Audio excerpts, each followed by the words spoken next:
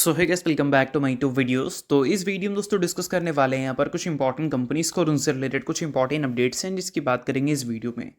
तो चलिए दोस्तों वीडियो की शुरुआत करते हैं। सबसे पहली कंपनी की बात करते हैं।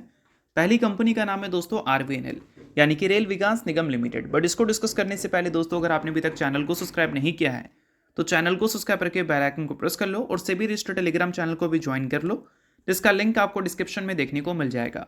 और एक डिस्क्लेमर भी है, जो भी कंपनी से रिलेटेड न्यूज़ एंड अपडेट्स हम लोग कवर करेंगे वो सारी न्यूज़ एंड अपडेट्स सिर्फ और सिर्फ एजुकेशन पर्पस के लिए है, सीखने के लिए है। तो इसको किसी भी तरह का इन्वेस्टमेंट एडवाइस मत समझना, आप खुद से रिसर्च और एनालिसिस भी कर सकते हैं। तो चलिए दोस्तों वीडियो की शुरुआत करते हैं। सबसे पहले बात करते हैं आरवीएनएल से रिलेटेड कुछ इंपॉर्टेंट न्यूज़ एंड अपडेट्स के बारे में।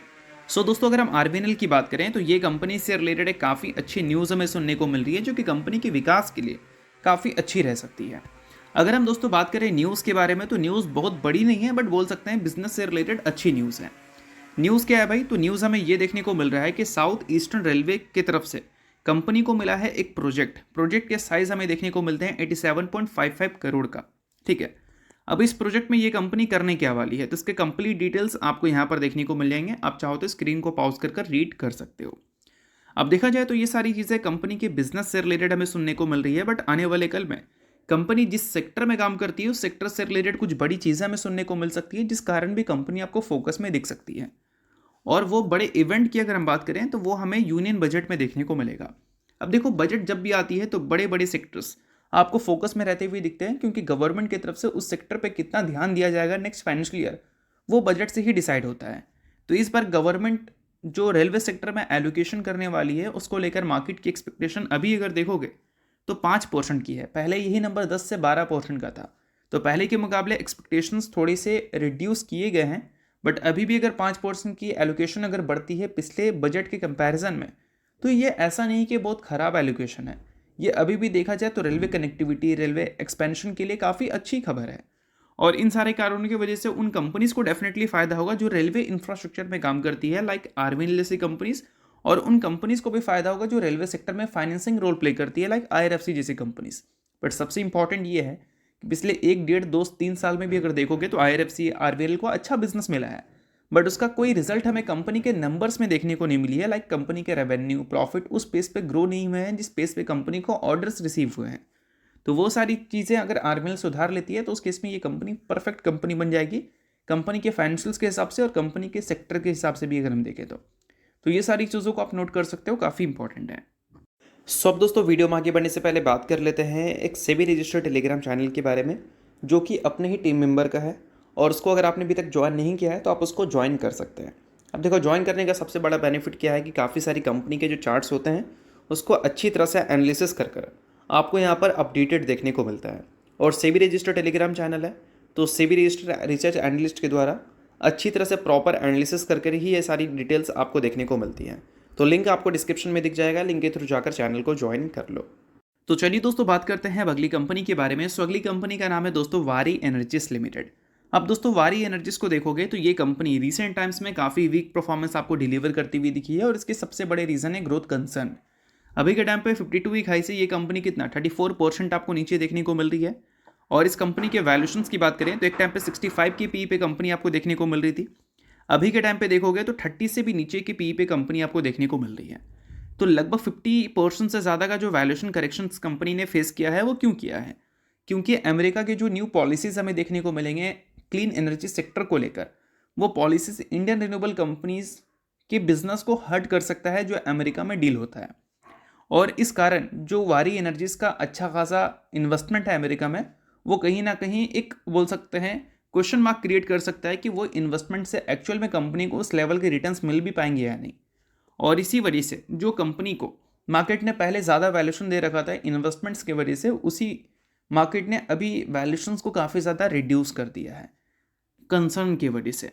बट अगर हम बात करें इस कंपनी के शेयर होल्डिंग पैटर्न के बारे में तो वहाँ पर कुछ शॉकिंग चीज़ें हमें देखने को मिल रही है जो कि मार्केट के रिएक्शंस के एकदम डिफरेंट आपको चीज़ें दिख रहा होगा। अब देखो, मेंशन है यहाँ पर कंपनी का शेयर होल्डिंग पैटर्न, जहाँ पर एफआईएस का इंटरेस्ट अगर रिसेंट टाइम्स में देखोगे इस कंपनी में तो ज़बरदस्त आपको बढ़ता हुआ दिखा है। जून क्वार्टर में एफआईएस 2.68% स्टेक्स इस कंपनी का ओन कर रखे थे, जो कि सितंबर क्वार्टर में बढ़कर 6.35% सीधा हो गया था। और वही दिसंबर क्वार्टर की बात करें तो सितंबर के मुकाबले दिसंबर क्वार्टर में भी स्टेक्स एफआईएस का इंक्रीज हुआ है और इसी पीरियड में डीआईएस की स्टेक्स भी आपको बढ़ते हुए दिखे हैं। तो जनरली क्या होता है कि एफआईएस हाई ग्रोथ कंपनी में इन्वेस्टमेंट करना प्रीफर करती है और डीआईएस अंडर वैल्यूड कंपनी में इन्वेस्टमेंट करना प्रीफर करती है। और यहाँ पर ग्रोथ कंसर्न है वारी एनर्जीज के साथ, बट फिर भी एफआईएस ने इतनी ह्यूज स्टेक्स अगर कंपनी के एक्वायर किए हैं तो इससे कहीं ना कहीं हो सकता है कि मार्केट जिस बेसिस पे कंपनी को लगातार तोड़ रही है उसके एकदम अपोजिट एक्सपेक्टेशन है एफआईएस की इस कंपनी से। तो देखना होगा कि आगे चलकर कंपनी के जो अर्निंग्स हैं वो एक्चुअल में डैमेज करते हैं या फिर कंपनी के अर्निंग्स पिछले 5 साल 3 साल और 1 साल में जिस पेस पे ग्रो की हैं उसी पेस पे आगे भी ग्रो करते हुए दिखते हैं। ये सारी चीज़ें देखना काफ़ी इंटरेस्टिंग है। और अभी कंपनी के ऑर्डर बुक को अगर देखोगे तो 47,000 करोड़ का ऑर्डर बुक है कंपनी के पास। कंपनी की टोटल 8 सब्सिडरीज है और वो सारी सब्सिडरीज के पास अच्छे ऑर्डर बुक हैं और इस वजह से कंसोलिडेटेड ऑर्डर बुक इस कंपनी का 47,000 करोड़ हमें देखने को मिलता है। अगर पूरे साल के रेवेन्यू से कंपैरिजन करोगे तो नंबर ये ऑलमोस्ट आपको कितना लगभग 2 से 3 टाइम्स देखने को मिल जाएगा। तो इस चीज़ को आप डेफिनेटली नोट करो क्योंकि काफ़ी इंपॉर्टेंट है। बाकी चीज़ें सिर्फ एजुकेशन पर्पज़ के लिए, इस चीज़ को भी ध्यान में रखना। तो चलिए इसके अलावा बात करते हैं अगली कंपनी के बारे में जिसका नाम है दोस्तों डिक्सन टेक्नोलॉजीज लिमिटेड।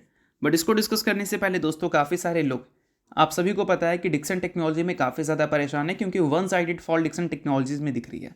तो ये वन साइडेड फॉल कंपनी का कहाँ तक रहेगा, ये सारी चीज़ें तो हमें पता होना चाहिए।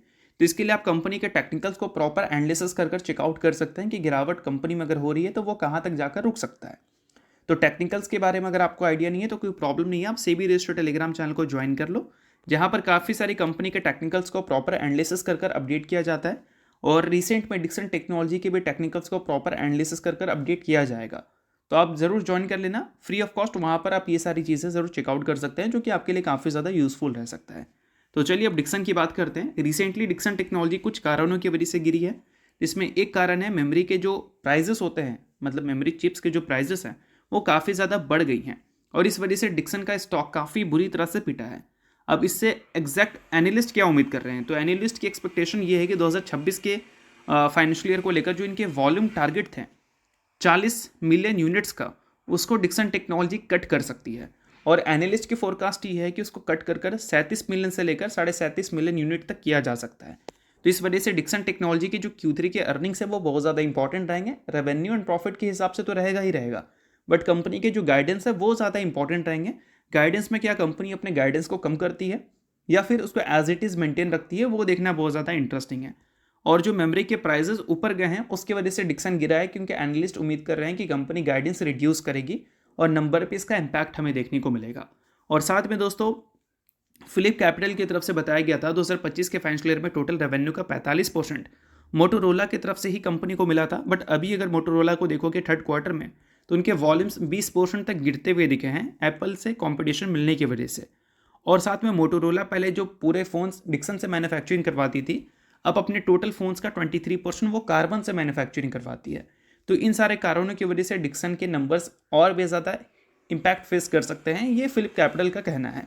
तो इन सारे कारणों की वजह से डिक्सन टेक्नोलॉजी अभी अपनी 52 वीक हाई से 41.9% नीचे है।